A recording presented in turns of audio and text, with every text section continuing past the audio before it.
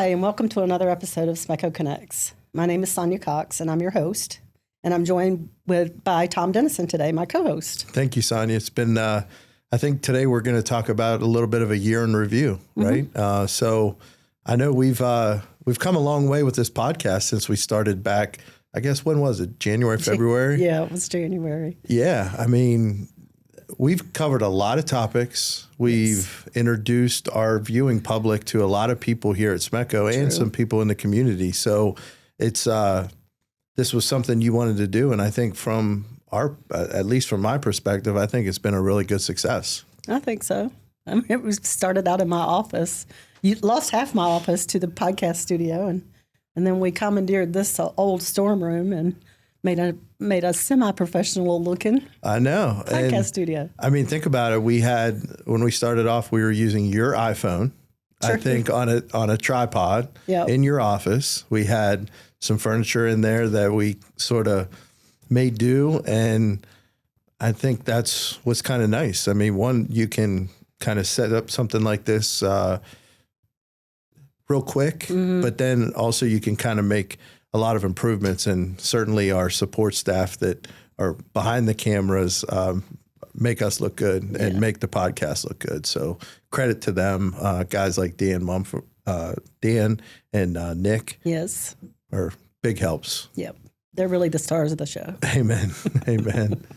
So 2025, from your perspective as CEO, Sonja, what's kind of like your biggest takeaway this year has been, what has been the thing that kind of really sticks out to your mind for 2025? Well, we talk about it a lot. This whole resource adequacy thing, that was a big deal this year that we never really talked about before. And I think as we were talking earlier, I think we're going to continue to have those conversations as the years go on. Yeah. And I mean, it became such a hot topic in Annapolis, starting off in the General Assembly from January through April. And that term resource adequacy, what we mean by that is having the infrastructure and having the generation, the power here locally to meet the demands of the future. Right. And how do we, as a co-op, continue to meet those resource adequacy demands that we have? And right now it is the challenging thing that we have, that we're facing, I think, not just SMECO, but the entire industry, the entire state of Maryland. And what also goes hand in hand with that is affordability. Right. So talk a little bit about the affordability challenges that we faced this year. And I think something we can be proud of is the fact that we were able to hold the line on our standard offer service that we provide and keep the prices as low as we possibly can and be the lowest utility in the state. Yes. Well, and that goes hand in hand with the way we manage our power supply portfolio. You know, we don't have to participate in the auction process like the investor-owned utilities do. So we manage our own power supply. So that gives us the ability to try to go out there and find the best deal that we can for our membership, and make sure we have contracts in place to cover what we need to cover. But this year, I think a lot of it, too, was this whole capacity auction up at PJM, where the capacity prices were just like went where nobody thought they were going to go. Off the charts. Right. And I've said this before. It's just my opinion. But I think some of that should have happened years ago to incentivize some new generation build. And it didn't. And now we're trying to play catch up. Because that's kind of what the capacity auction does, right? Right. The prices go up, and that sends a signal to the market that, you know, we need new generation. Right. And I think this year it went from like 0 to 60, and not those numbers for the prices, but as a metaphor, just in a heartbeat, it seemed like. And unfortunately, what that does is it has a trickle-down effect, and it has a trickle-down effect on rates for customers. Right. And so you couple the high capacity market and the prices that came out of that, then you combine that with a very cold winter that we had last year. We're probably going to have another one this year. I think we're all anticipating that. And that created a major political issue, I think. And it was something that we really were brought into focus along with all the other utilities, whether it was in Annapolis or at the local government level or just, neighborhood level.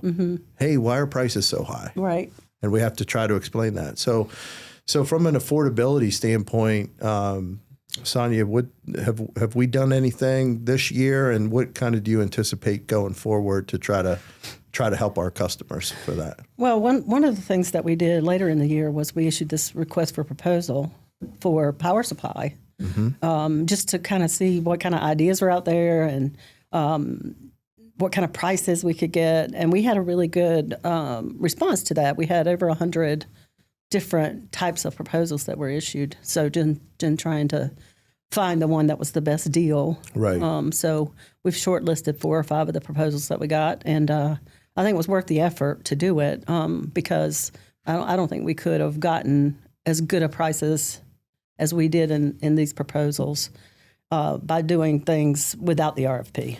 So these are existing projects or existing power plants and also projects that could be built, correct? Right. Yes.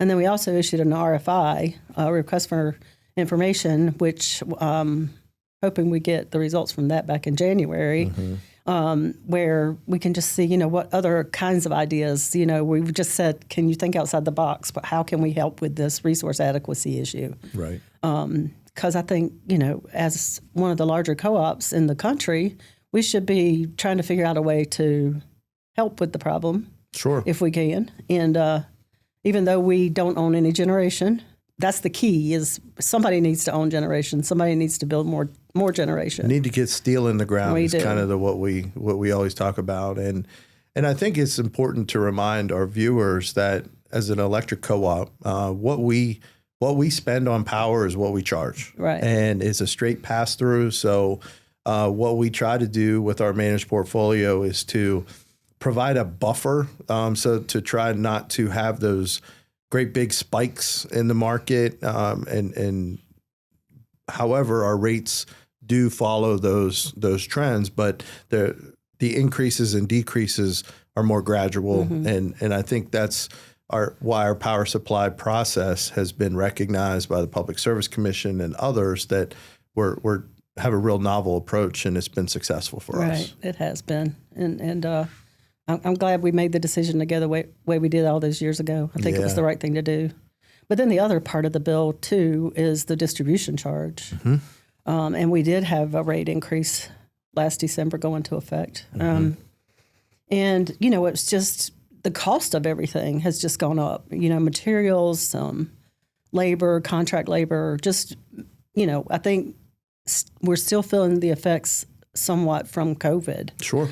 And all the shortages, and we still have long lead times for like big pieces of equipment like substation transformers. We have 2-year lead time on those. And so there's still some material shortage issues and things like that happening. But those costs are the ones that our viewers see on their bill along with the power supply side of things. So those are some of the things that we can try to control, some of those costs. But still, we have things like tree trimming that we have to do that we're mandated to do every 4 years. The whole system has to be trimmed out. And just different things like that. And then plus interest rates are higher. Right. And that's a big deal for a company like ours that relies on issuing long-term debt to finance our business operations that we recover back in rates. So I think that's an important thing to remember is that, what we have done, especially in 2025, I can remember you and I having discussions and having meetings about whether we have enough transformers to hook up houses. Right. And how do we do that in a better, more efficient way? How do we work with our development community? How do we work with our local governments to try to make sure these projects stay going? But there again, that we have to maintain enough storm stock so that we can respond when transformers fail and when they need to be replaced because of age, et cetera. So I know that was an issue that that I think we really wrapped our arms around this year, and I credit a lot of folks over in our engineering department on kind of working with the developers on working through some of those just lead times and just having the adequate supply to connect people to our system. Right. And I think, we were talking about, some of the challenges that we faced, and that started in late 2020, I believe. Well, sure. Yeah. It's been like October or something like that. Yeah. Continual challenge. Because I remember walking into the boardroom because the developers wanted to meet with me, and I'm like, we're a male-dominated industry, big time. Sure. And I walk into the boardroom, and there's like 15 men sitting in there, and me. So, but I was there, so I was at least one friendly face. You had face. My back, as usual. But I think we gained some respect from the developer community because of the way that we tried to work with them to get them what they needed, so they could continue to build, and we could continue to do what we needed to do. I won't say it was easy, because it wasn't. No, certainly. And what's kind of funny now is that we have a different deadline now, where at the end of this year, the investment tax credit that is for solar expires. Right. That was done at the federal level, and now the tremendous rush that we have here internally is from solar developers trying to get projects going and get approvals and everything so that people can still receive their investment tax credit, which I believe is 30%. I think so. And that goes away. And I think that's going to be a major issue going forward for people, is that when, you lose that tax credit, kind of what happens to that industry. Right. So just like we were kind of set aside normal everyday work to deal with our transformer shortage, now we're processing. I talked to our solar interconnection folks yesterday, and they were saying on a normal week we might get a dozen applications. We were getting like 100 in 1 week. I know. I feel bad for Tiffany. Yeah. And Tiffany, who was on a podcast earlier, she just, she was like very fortunate, or she was very thankful that she got some more resources. But the bottom line is she's the one who handles all those. Right. And she knows how to do it, and she interacts with the engineering department. And there's just a lot of different moving pieces when it comes to those projects, whether how they're connected from an electrical standpoint, making sure that an electrician signs off on the connection. Then, of course, the metering department is involved. And so it's just a lot of things that we're kind of in a rush between now and the end of the year. Mm-hmm.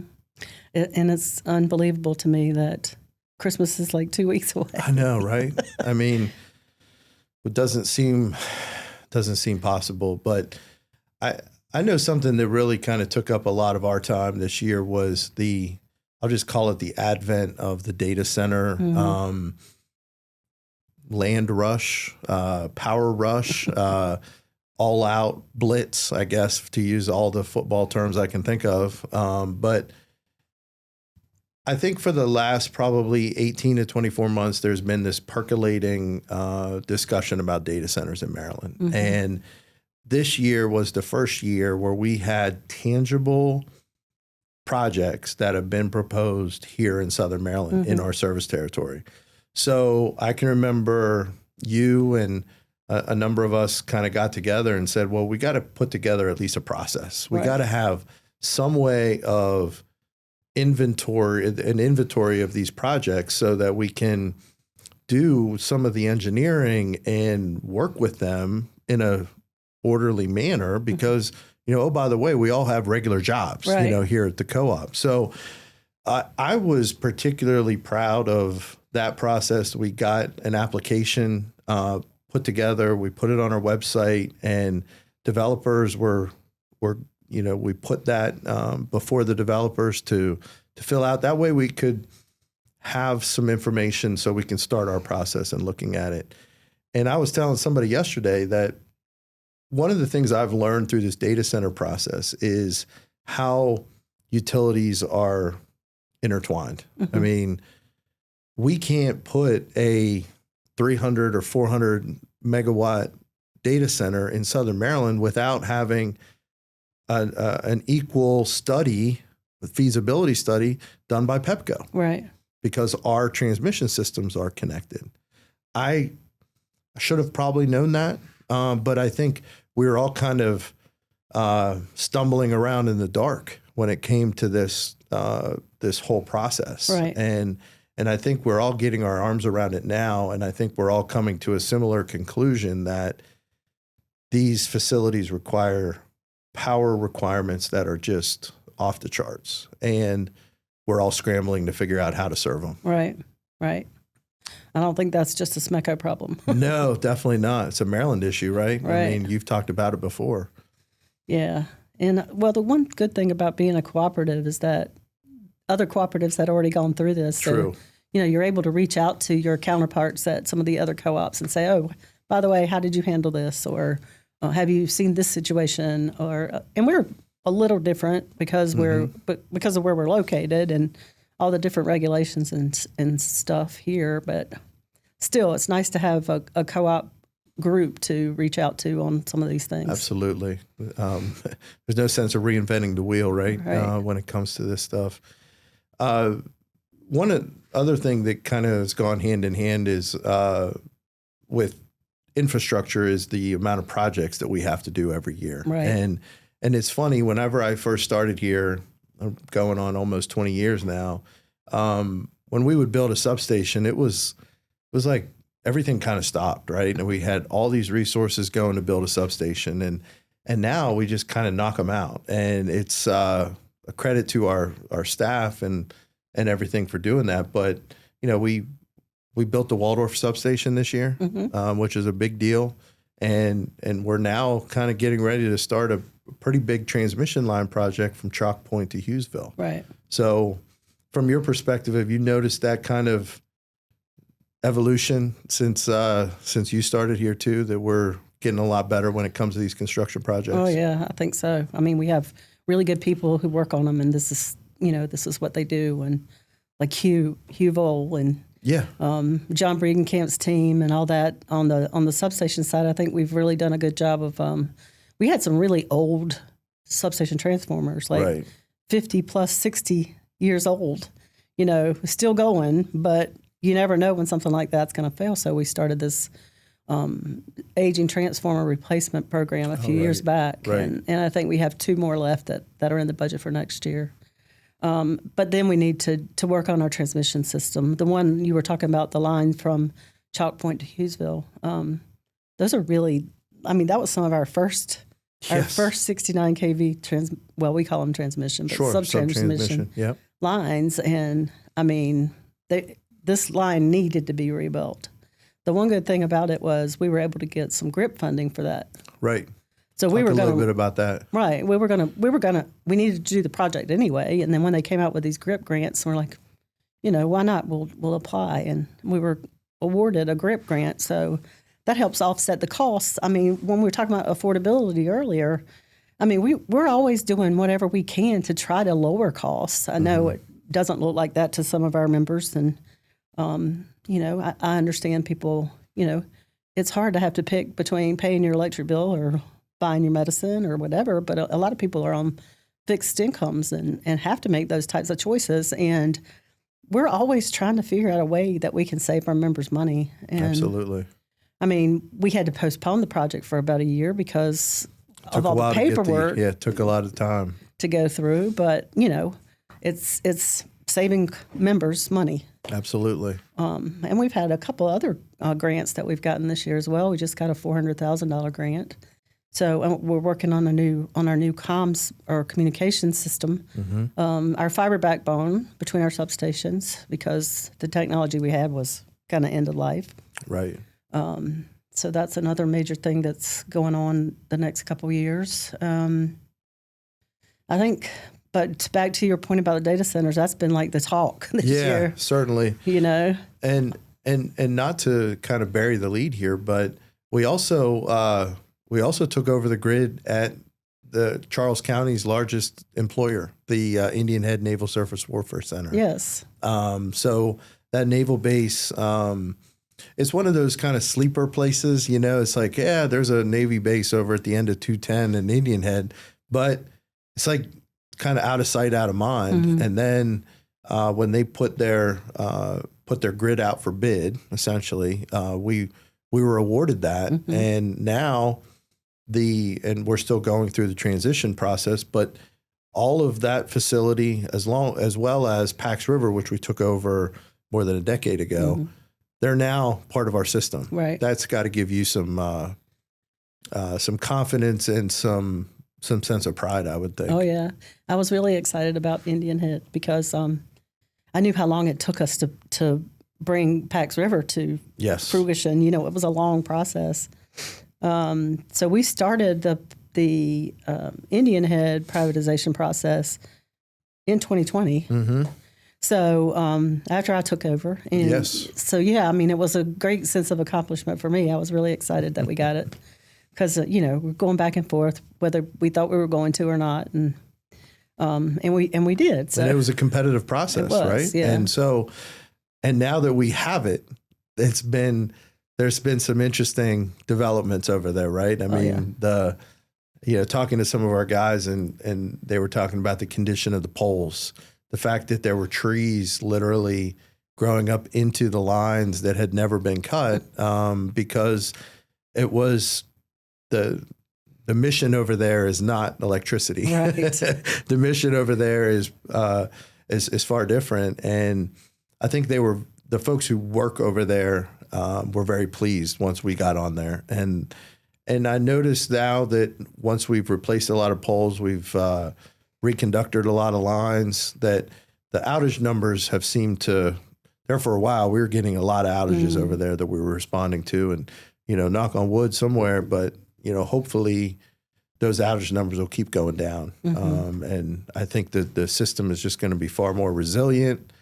And better yet, we're going to know how much electricity is being used over there because we're going to have meters on the buildings. They didn't have meters before. Right. And I think that's a big deal for them to understand from an energy efficiency standpoint, like what they can do to help conserve energy and save money. Mm-hmm.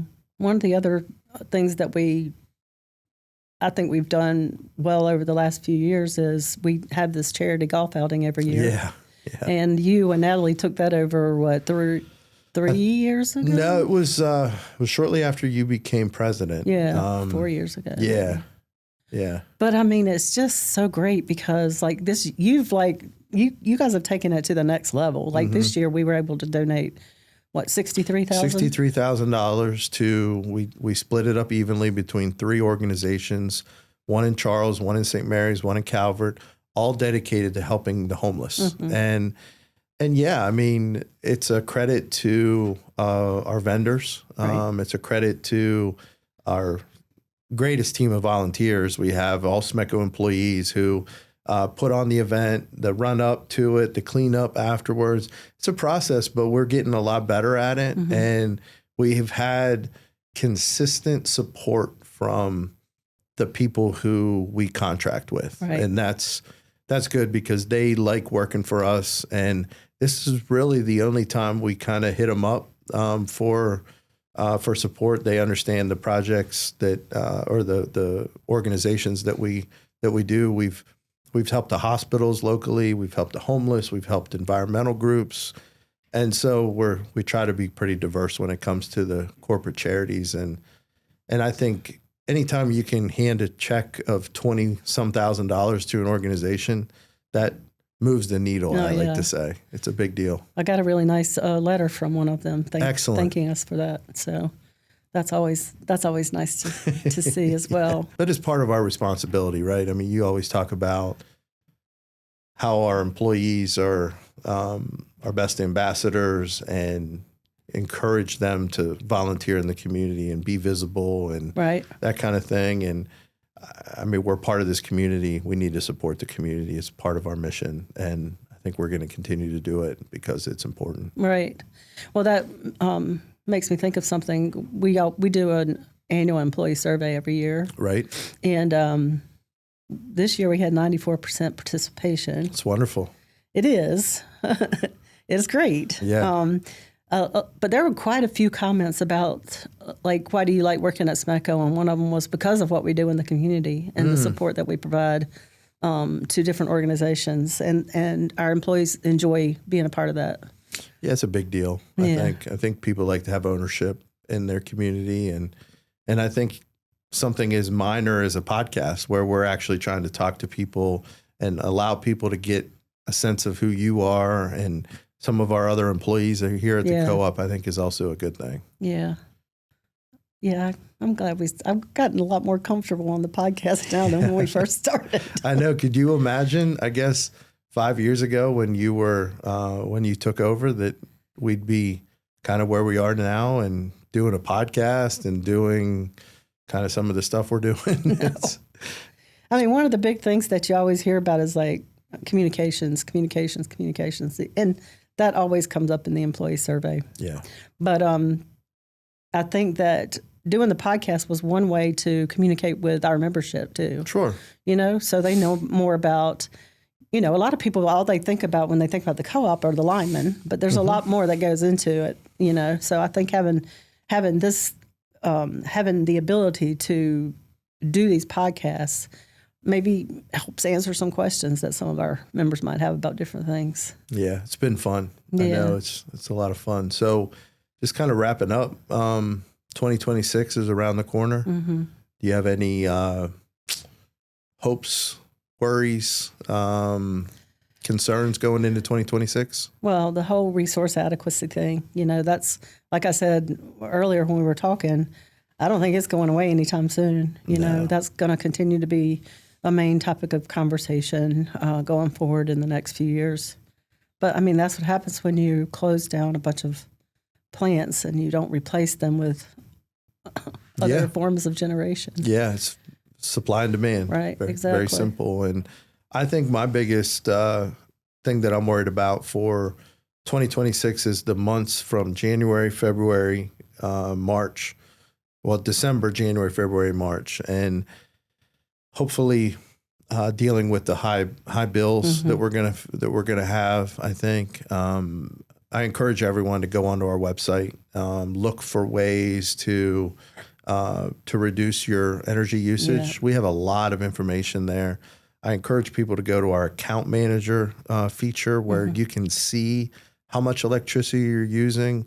Every day for, in the morning, in the afternoon, in the evenings, you can really kind of dial in how much electricity you're using, and you'll really see how cold temperatures impact your electricity usage, especially if you're like me and have heat pumps, right. And so just be mindful of that. And we're here to help. I mean, SMECO will, as always, work with our members on budget billing and trying to, go on payment plans and that kind of thing. So reach out to us before you're in trouble. Right. And I think that's a consistent message that, whether it happens today or in the middle of January, I think is always going to be important. I agree, because most of our members are residential. Yes. And it's all electric, mostly. Yep.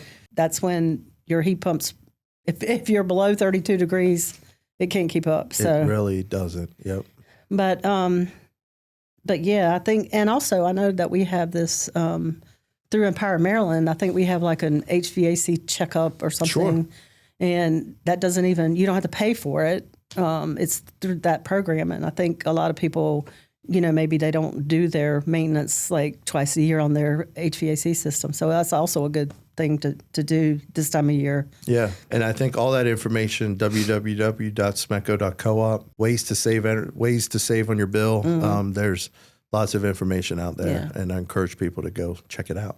Well, I've really enjoyed doing the podcast with you this year. I look forward to continuing it next year. Amen. I'm right there with you. This is something I look forward to, and it's a lot of fun, and I think helpful for those watching. So yeah. Here's to 2026. There you go. And maybe if any of our members out there have some ideas about topics they would like us to cover, then yeah, please reach out send and them let us in, know. and we'll go over them. Yep. Thank you, Sonia. Thank you. Merry Christmas. Merry Christmas. All right.